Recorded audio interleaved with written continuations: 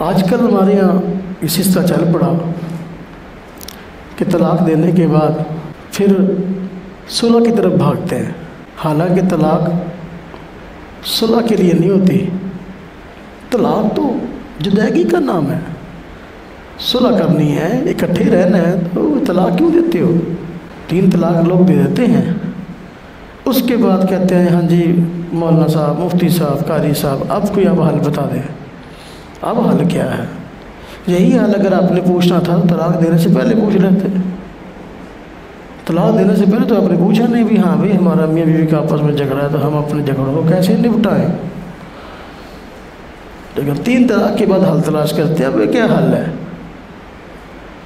طلاق تو جدائی کا نام ہے، علیحدگی کا نام ہے، صلح کا نام تھوڑی ہے۔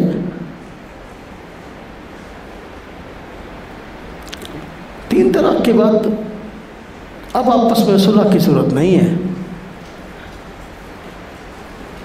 اب اس کے بعد بچے بھی یاد آتے ہیں،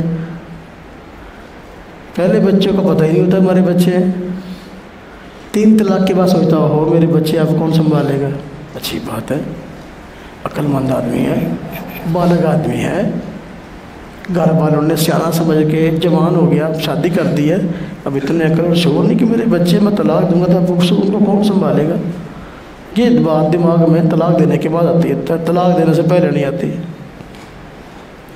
اب کہتے ہیں 3 طلاق دے دی ہے، وہ مولوی اچھا ہے جو 3 طلاق کے بعد ہاں جی ہمیں اپنی بیوی سے ملا دے،